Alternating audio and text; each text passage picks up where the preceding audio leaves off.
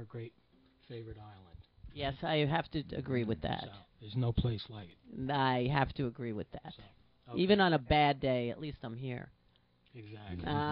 Thank the you. center of the world. I love this town. I know. All right, here goes. Isle of the Moon.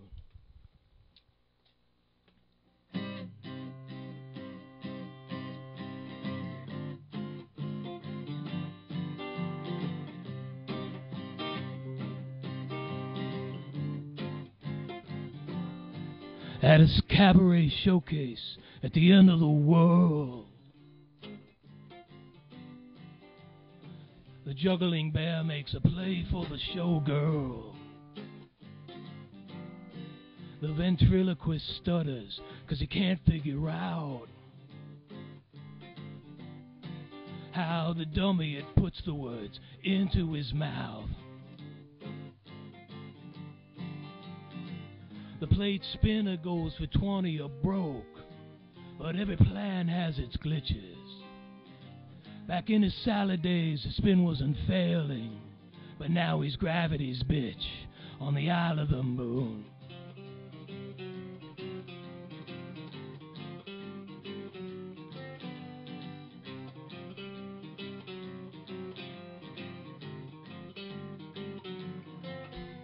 Well, here on the island, between heaven and first, most of the bridge and tunnel crowd has dispersed. The evening's last act's a torture singer who's gleeful because the prize is awarded to the last among equals. If someone's chosen and someone goes down, that's just the way of an island. A broken jukebox is all needed tunes to harmonize with the crying on the Isle of the Moon.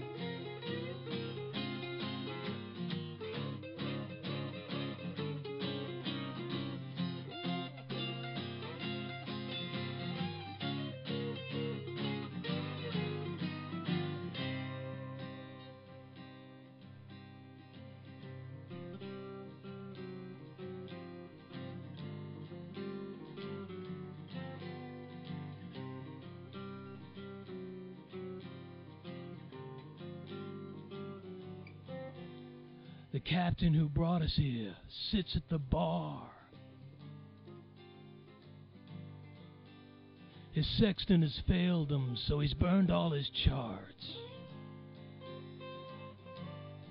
He says the tides of the ocean are the worst of God's curses. He once bet on horses, now he's waiting on hearses. He used to curse like a drunken old sailor, only when he was drunk. He set a course, sailed straight for Atlantis, 10 minutes before it sunk, like the Isle of the Moon.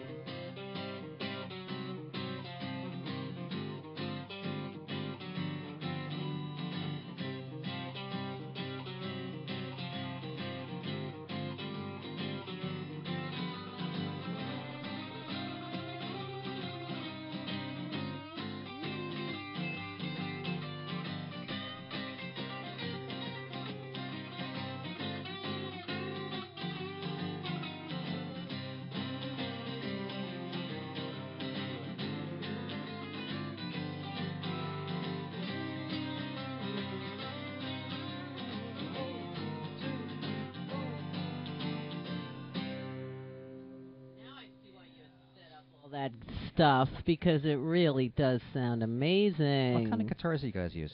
Wow. This is you got an Epiphone, just like George Harrison. So. Oh, speaking of something. Exactly. See how things are? Yeah, but who signed it? Joe Perry? Joe Pass. It's wow. Okay. It's his signature model guitar. It sounds nice. He's one of my heroes, so. Good. And oddly enough, Joe Pass plays a guitar, and it's got Dan Trent on the... Isn't that how it should be? That's how it should be. Absolutely. So, you got that little Tom Waity thing going on in there, too. We certainly take our bows to the god, Mr. Waits. Of course, I could tell. I can hear that.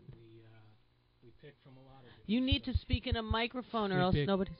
We pick from a lot of different stuff, There's Yeah, who else? Beatles,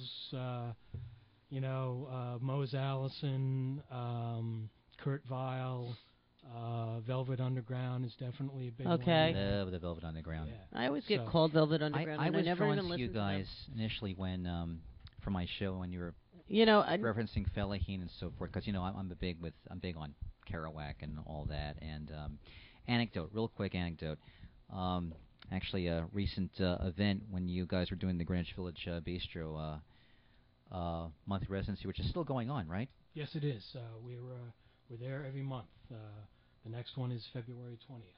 So I'm going to be you didn't know this. I did a little 5-minute recitation of Kerouac from Railroad Earth, leading into one of your guys' songs, and it was nice, real nice. Cool. Well, I just on one little thing you just said, I think I did hear you say something about Mozart. Did you say something? did I say something about Today is Mozart's birthday. Well, happy birthday. Wolfgang Mozart's Rock the birthday. Amadeus. Happy birthday. Can you, Dan, well, after the show, he'll do a little Mozart. So. What's that? We can't go over. Oh, I know that. Oh, that's... We're passing notes here That's on Tanisha Original holding a Radio. fan over there. Oh, that's fine. We're not going to. Don't you worry about a thing. No, you guys sound awesome. I like it. I like it. Do you have websites, gigs, things you want to plug? Plug away. Remember, kids. Another cue it's, card. Here, give that to Phoenicia. She can make it look a little bit more... It's Fellaheen.com. Fellaheen. F-E-L... Wait, can't you sing that? F-E-double-L. Isn't that... The Harrigan song. That's what you reminded me of. Well, Hooligan song. We're at the Greenwich Village Bistro, which is 13 Carmine Street, between 6th Ave and Bleecker. And you can get good once a month. Italian food over there. Yeah, it's a great place. It's right in the heart of the Of West course. Village. And the website, you can follow us on Facebook and Twitter and MySpace. And So you twit me, I'll twit you. Is that how it goes? Exactly. We have a little segment on this show, and you please. We need some good ones today.